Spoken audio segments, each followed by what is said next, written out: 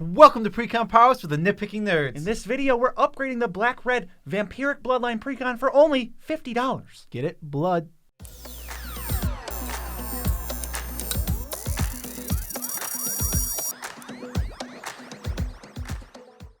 I'm your host, Joe Cherries. I'm your host, Beezy, and that makes us the Nitpicking Nerds. Do you have a hankering to support random YouTube channels? Well, we're a YouTube channel, so you can go to patreon.com in the description and support us a plethora of different ways, all bread-based. Random my butt. We are the least random channel that ever existed. We're great. But if you want to support us by supporting yourselves and your Magic Habit, TCG player link in the description below. You click on that link. Now guess what? You're on TCGplayer.com, the best place to buy Magic cards in the whole Americas, North Americas.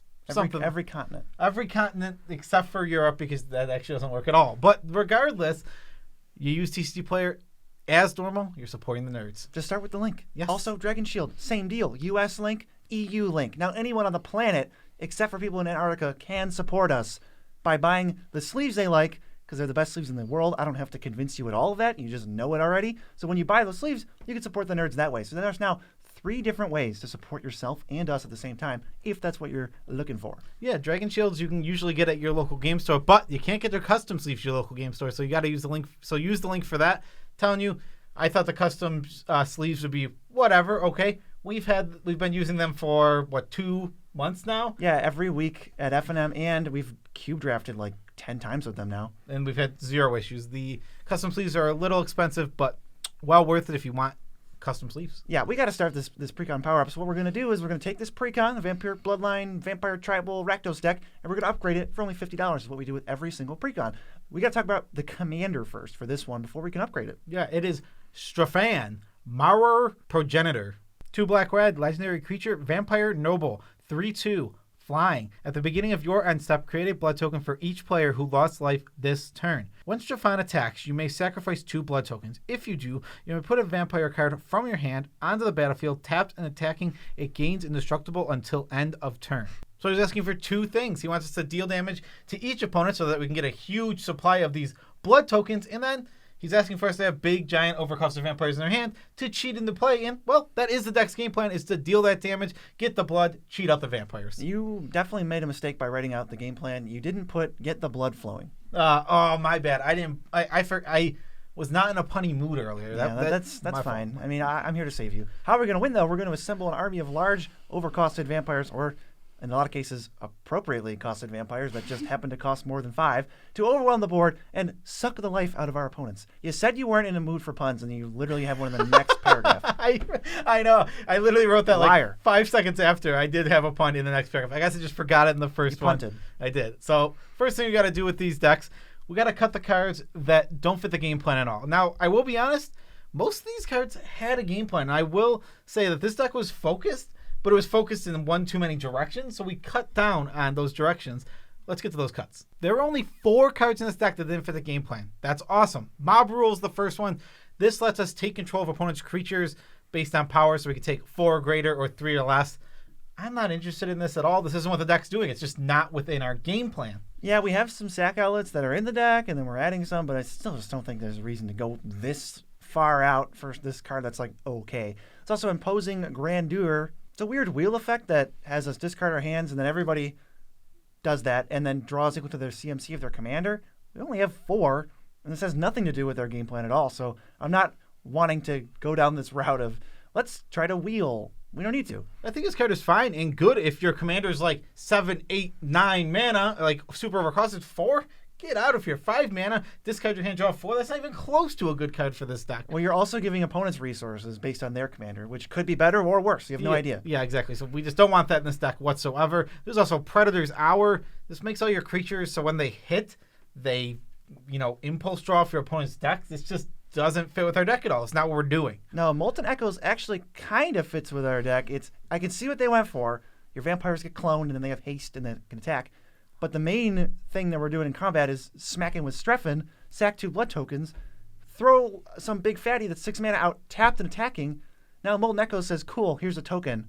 You're already in combat. It can't do anything. Yeah, no, they can't attack. So that's just not worth it. It's just slightly off the path. I get the idea. It's cool to copy those big, giant things that have either ETBs or die triggers. But if they don't, then you just copy nothing. Yeah, and some of the tiny ones, I don't want to spend 4 mana to copy those. They don't do much. But for adding cards that do fit the game plan, we got some spicy meatballs here. We're focusing on triggering Strefan like every chance we can get. We want 4, at least 3, maybe 4 blood tokens every single one of our end steps. So we're going to use Cryptolith Fragment, which is a ramp spell, but it just randomly has each player lose 1 life. Well, that's good for 4 blood tokens every time. And it flips almost never, so I just won't even bother. Yeah, we're not trying to flip it at all, but like you said, this is ramp, and this is dealing damage to our opponents. If our opponents lose 1 life every turn, every one of our turns, we're going to get 3 blood tokens. Then if we throw us in the mix, guess what? 4 blood tokens. Awesome. Malakir Blood Priest. This is a vampire enters. It's automatically going to drain for 1, and you might drain for 2, 3. It is possible. We did not build for that. But we didn't build for that. We only care about draining 1. That's going to get us 3, and it's a vampire. Perfect for the deck. Yeah, don't play this if you can't get 3 blood tokens off of it.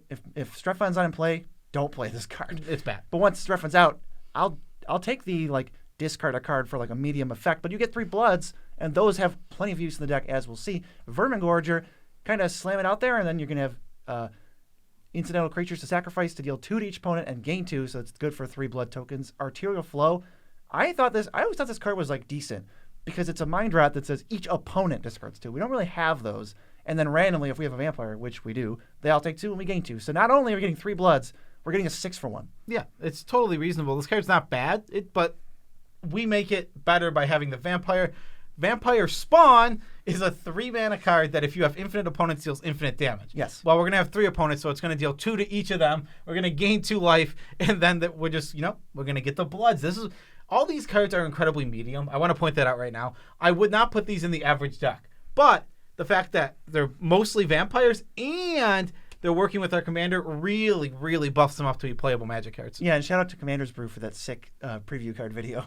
Vindictive Vampire is a Blood Artist type effect, more like a Zulaport Cutthroat that counts for our creatures, and it's going to deal damage, and then we gain a life, so that's 3 blood tokens.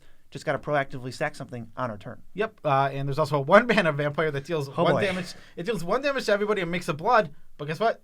Commander, now we get 4 blood. Yeah. We're in. 1+3 on a 1-drop. That's a pretty effective rate. We can go, if we ramp on turn 2, we can play turn 4 Strefan plus this instant 4 bloods. Yeah. Also, we have a ton of big vampires cheating to play with Strefan. So we are going to also be able to discard them with blood if we need to. So Animate Dead we added to the deck because if we discard any of these creatures, which is totally reasonable to do, we have the Animate Dead, and we have some other reanimation ways to get them out of the graveyard. So with all that in mind, we got to upgrade now the existing cards that do fit the game plan, but we can do way better even on our restrictive budget. The first giant stack of cards, Blood Payoffs. There's a couple in the deck that we cut, and we just took it to the max. We added so many awesome ways to pay off blood. So we're cutting Stromkirk Occultist, has Madness, and can Impulse Draw when it hits someone. Basically a blank magic card. I get that. The key to Madness cards, especially with blood tokens, is they say draw a card when you cast them. But we just have so little room because of the fantastic cards we're adding that are better than that. Yeah, these are just not good cards, period. Even if you're paying for the Madness cost and getting the extra oomph, they're just not good cards overall. Like Angie's Ravagers. This just is not a very good card. It lets you discard your hand, then draw 3 when it attacks. It doesn't have a very good body, so it's just not going to be able to do that very often and survive. So Stromkirk Occultist is at least like a weird Elvish Visionary. We can take or leave the text on it, but Anya's Ravager is actually going to hurt you. Not every card in our deck has Madness, and it has to attack. So even if we get to cantrip it out, it's going to kill us by forcing us to discard our hand of sweet cards. We don't want to do that. Avacyn's Judgment is a removal spell that has Madness. We can divide some damage. I just don't think we need to at all. It's really expensive to Madness this. I just don't even think it's a good card at all. Whether you're paying the Madness cost or you're paying the regular cost, just not good at all. Stenzia Masquerade. That's the one that gives you guys first strike when attacking and has Madness, and your vampires get counters when they hit. None of that stuff I'm too interested in, even with the cantrip. There's Blood Tithe Harvester, which makes a blood and then literally sacrifices to kill something based on the amount of blood you have. It's okay, but we can make way more bloods all the time with Strefan. Do we need a removal spell that's just like murder, but only if we have 6 bloods out? And I don't want to. And only if you untap with it. It is twice number of blood, so it is a little better than you're thinking, but it's still not good enough to make the cut of this deck. If this came out and it could sack immediately, sure, I'd be interested, because now it's a removal spell. Sure, it's a sorcery, but it's a vampire. Having the tap is what just cuts this out of the deck for me. Yeah, the last cut for bloods is Arterial Alchemy, which actually just makes 3 blood when it enters every time. Then it turns blood into equipment, and that is so far from what we're trying to do. And I just don't think we need 3 mana to make 3 blood, because that's kind of what this would be. Just a 3 mana sorcery that makes 3 blood.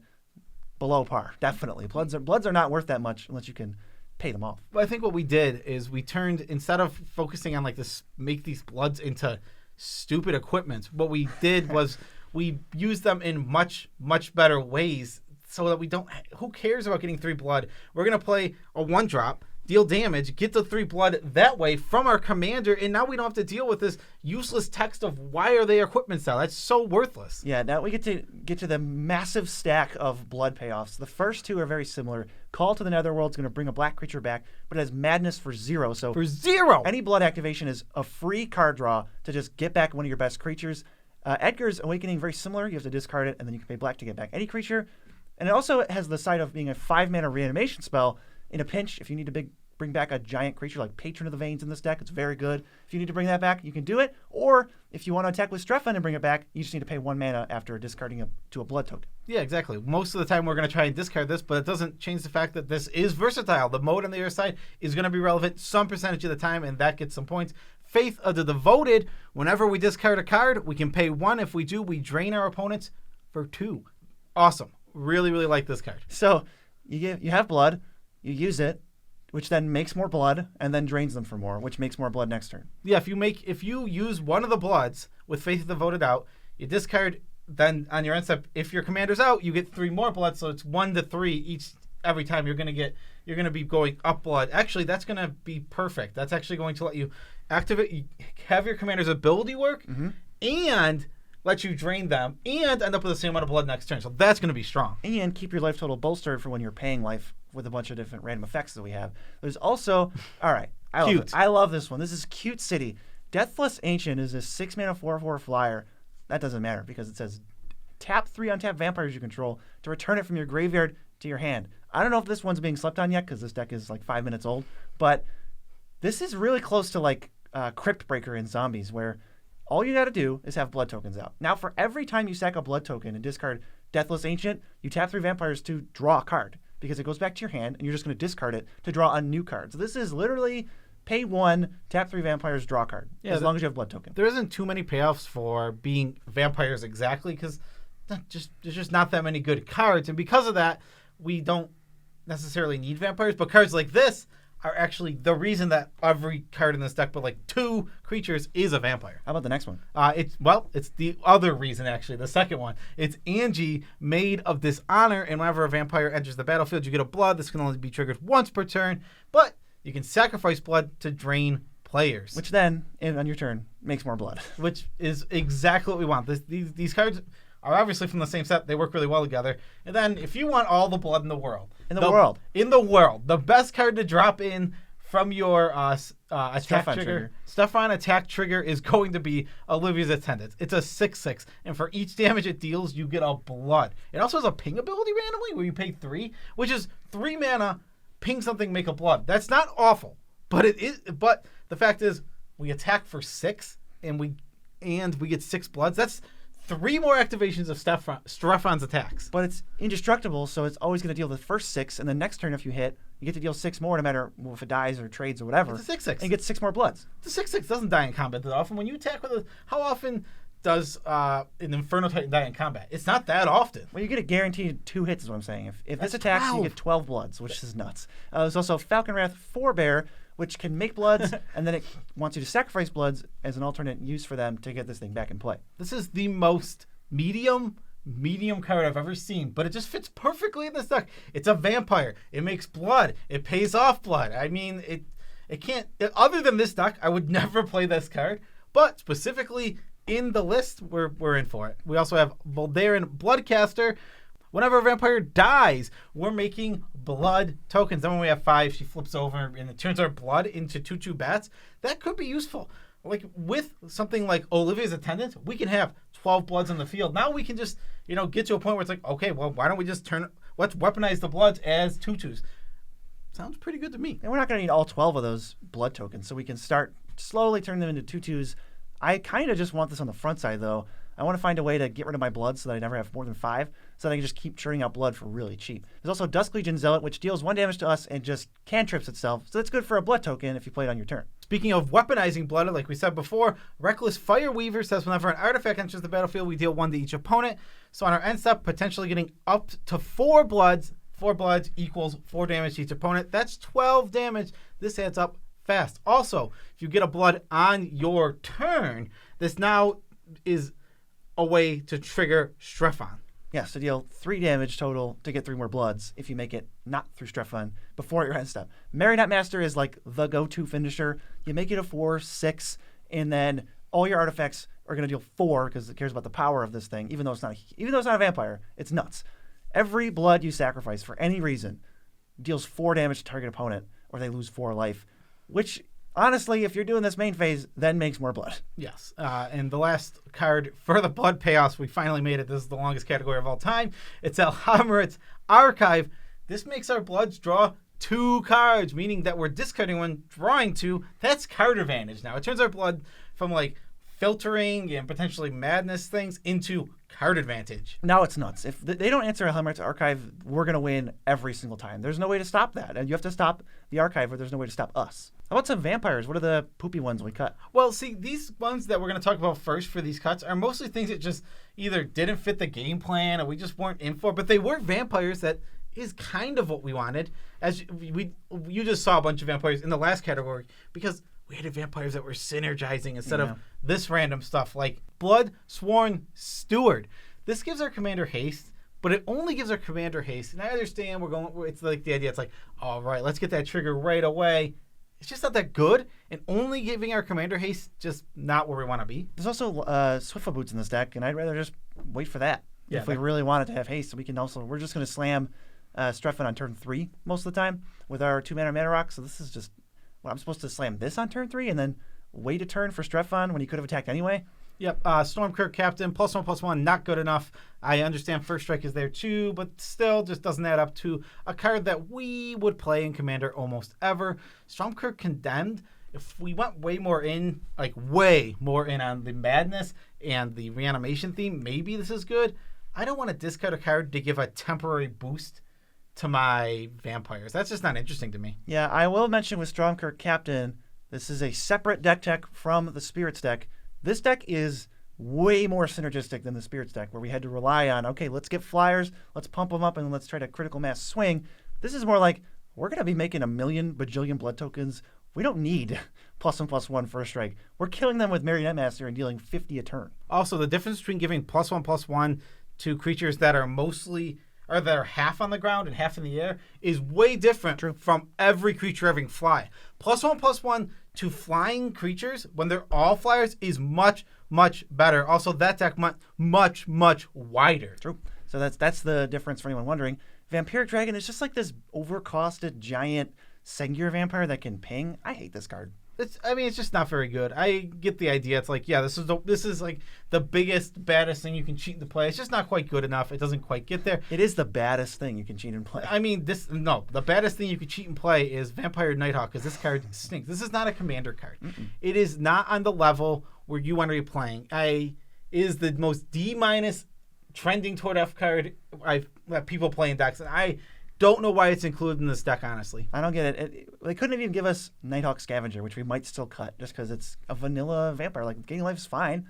Do we need to? Not really. We have other ways to do it. Necropolis Regent wants your creatures to hit, and then they get bigger. It's kind of like a slow lord. We're not going wide enough. We don't care about pushing through damage enough. We have Strefon who has flying. We could probably get him through. There's 3 opponents. Other than that, this deck can win games without ever attacking. Yeah, this card's okay. It's completely fine. I mean, if you really want to go on the attacks route, it's probably one of the better cards, along with Bloodlord of Vasgoth, which also, if you're on the attack route, gives all your vampires Bloodthirst.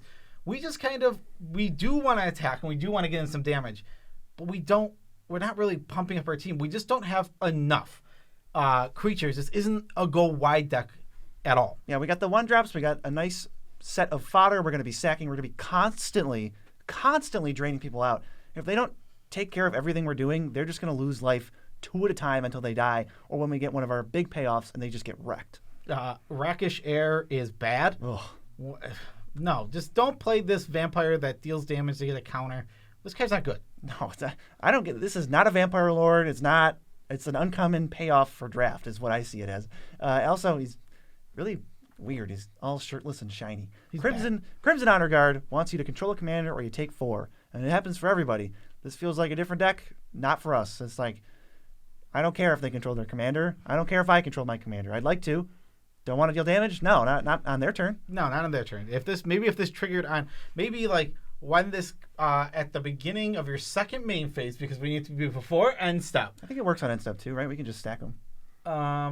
Maybe. I don't know if Strefan's trigger would go on the stack if no damage was dealt. Well, regardless, here we are not playing this anyway. Yeah, exactly. And for vampires that don't have super synergy, there's only like 3 here. Actually, there's exactly 3 here, but they're still good vampires.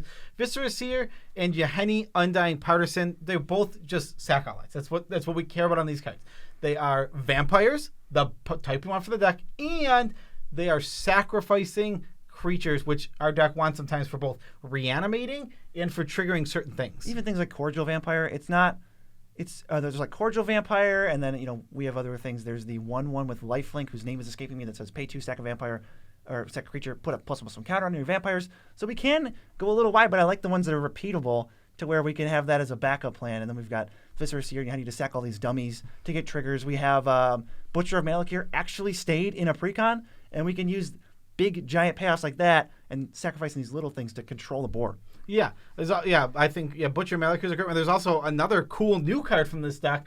Our attacking vampires have lifelink and death touch, and when our vampires die, we can pay 2 life to draw a card. That's also going to work well with this if we want to stack some creatures to draw some new cards. Oh yeah, and the last one is Florian Voldaren Scion. This works perfectly with the deck. This is like Synergy Captain. He's caring about the damage you deal, and then you get to impulse draw. But choosing from among that many cards, if you dealt 6 damage to everybody, you get to look at 6 cards. Yeah, funnily enough, a lot of the vampires we added that deal the damage happen to work really, really well with Florian. It just turned out that the cards we added already worked with Florian, so it's like, oh well, if there's 20 cards in the deck that work great with this card, we might as well have this card in the deck as well.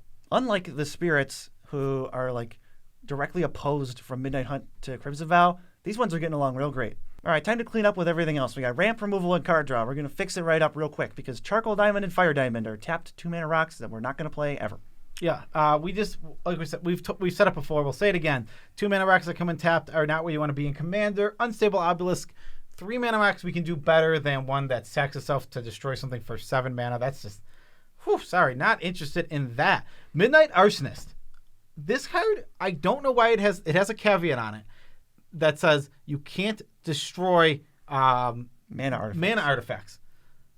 The reason that destroy artifacts are so good is because they hit mana artifacts. I understand you can get 5, but how often is there 5 non-mana artifacts in the field? What are they? Maybe blood. Our own blood. Yeah, we can destroy our own blood to trigger Marionette Master. It might even say opponent's control. It just isn't what we want to do. Not at all. Dark Imposter sucks. I hate this card. It's 6 mana to exile a thing. 9 mana. Well, it's 6 mana after you play this Grey Ogre to exile something and get its abilities. I'm not gambling on whether it has abilities. I don't care. I want to exile the biggest threat at the table. Not this way, though. I'd like to do it for 0, maybe 1 or 2 mana. 1 for 1 for 9 mana. 2 for 1 for 15 mana. Oh boy. There you go. If those don't tell you why this card's bad, then I don't know what to tell you. Damnable Pack, this doesn't scale well. It never gets to a point where you want to play it. And it's a sorcery.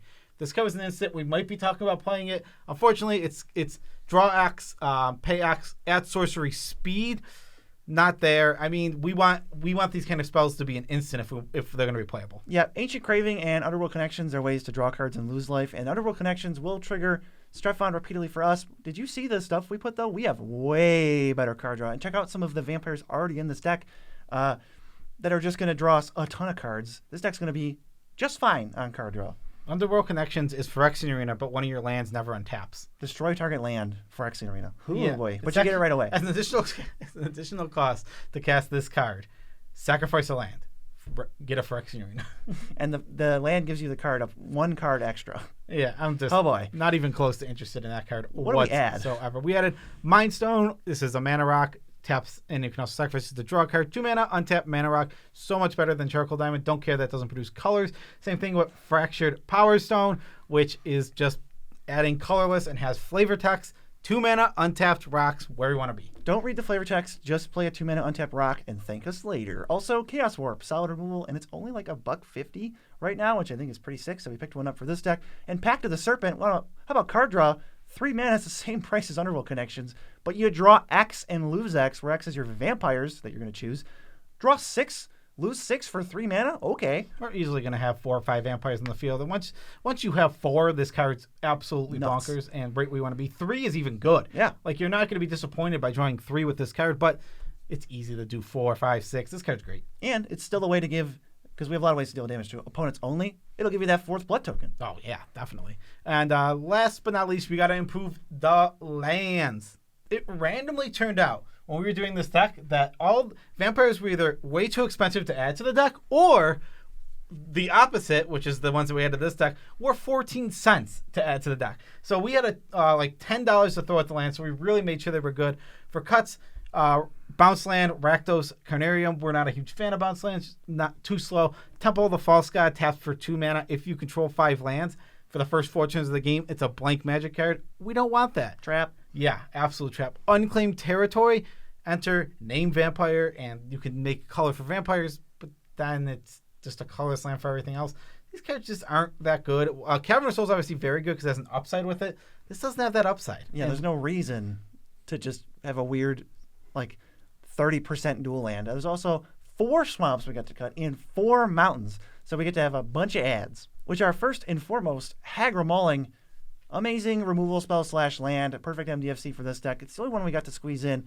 But there's also, 9 other ones we got in? Yeah, we also added in High Market. There's a way to sack for free. We have enough dual lands. We have enough producing color lands that we can get away with a couple of utility lands like High Market for sacking. Gaia Reach Sanitarium, also going to work with our couple of Madness cards, but definitely works with the Reanimator theme as it is pay 2, everyone draws, and everyone discards. Yeah, there's at least 2 very good Madness payoffs. There's the Vampire Gorger that gives our Vampires Menace, so all of them can just be discarded to the Gaia Reach Sanitarium. And then there's that Demon that's like an 8/4 for 3 mana that you Madness, and it just like 3-for-1s them and you gain a bunch of life. That card is sweet. Couple of dual lands. Haunted Ridge is the one that comes in untapped if it's your 3rd land or later. And we also have Canyon Slough, which is the cycling dual that cycles for 2 mana. We added in the deserts that sack to do things because they produce colored mana at a cost of pinging you, meaning that you can get an extra blood token. These are If Near Deadlands, which gives -2/-2 to creatures, and Ramunap Ruins, which deals 2 to players. 2 to each opponent, making 3 blood tokens. Oh my god. You're almost never going to do that, but it is on the table if you need it. Yeah, the fact that they produce colorless and then can ping us for the harder to get 4th blood token so we don't have to play bad cards is sick. There's also Cabal Pit and Tomb of Arami. They have tiny upsides, but mostly they just come in untapped and they deal 1 to us, letting us not include 1,000 of these effects. We're not going to be taking 6 every time we tap mana, but we want to take exactly 1 so that we always get that blood token from us because it's each player for Strephon. And last one is Leech-Ridden Swamp. It's similar, but it goes to the opponents. So now we only have to control 2 black permanents, and our land is going to deal 1 to each opponent and give us 3 blood tokens. Yeah, it's just more ways to deal that damage and make sure Strephon is triggering every single time to get us blood. Time for the wrap up. Total budget $50. As you know, we spent $49.47. Damn, we're good. Damn, we're good. And the original average mana value, how about it? The original average mana value was 3.56, and the new average mana value is 3.36. This is pretty low, actually, considering the fact that this deck has a lot of 5 and greater drops. There's like 10 or 12, 5 or 6 drops. It's a lot. It is so many. And that's fine because that does fit the theme of the deck. That is what this deck wants to do. But the fact that we can keep it down to 3.36 while still doing that means this deck will function that much smoother. Total number of changes, 38 for the deck. I am excited that we got this many changes, including like Yahenni, which was kind of a, we'll add it because it works with the deck. It's like $6. There's a couple big ticket items like that. And we still got 38 changes because everything was like 14 cents and they work perfectly. Yeah. The one thing that's really missing from this deck that I would like to add if I could is more of a vampire theme. Unfortunately, VampireTribal cards, most of them are incredibly expensive right now. And because of that, we kind of had to avoid like the payoffs for being vampires. There's still like 12 in here. There's still a few. There still are some. Specifically for backgrounds. I think there's like 3 or 4 that specifically care about vampires. I'd say there's probably at least 10 in the whole deck, Maybe counting the ones that are already there. You know what? Maybe there's more than I'm thinking. You might be right. But either way, there's a lot of good ones. There's like New Blood, and there's some other things that are just like really strong. They're saying, you're in vampires, here you go. But Olivia works. Olivia works, yeah, but she's overpriced right now. There's also the one that taps to make 2/2 vampires every single turn. I mean, that card's good, and it would fit in this deck, but we can't. Well, come on. It's Why like is Bloodline Keeper so pricey? $30. It's crazy. It was $2. I remember. It was $2. When it was printed in From the Vault Transform. Oh, no. Yeah, that might have gone back down. Super, super cheap, and now it's just out of this world. But that is our Precon power-up and the rest of our video. Special shout-outs to all of our patrons. Love you all as much as we can without making you uncomfortable. The best way to support this channel directly is patreon.com. You go to that website and you just click the tier that you want to do to support us, and guess what?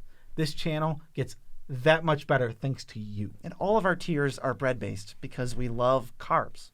So that if you also love carbs, you'll get to see all these little bread names we have for our tiers. It was actually because the channel used to do a segment called the Gourmet Bagel. Back in the day. That could be, we can say that for a tidbit. But Sure. for now, TCG Player, link in the description, affiliate link, where you go to buy cards that you're going to buy anyway, but except at the end, you support the nerds for free. TCG Player sends us a little tip because you started with the link. Yeah, and we would absolutely appreciate any money you spend there through that link. Same thing goes for dragonshield.com.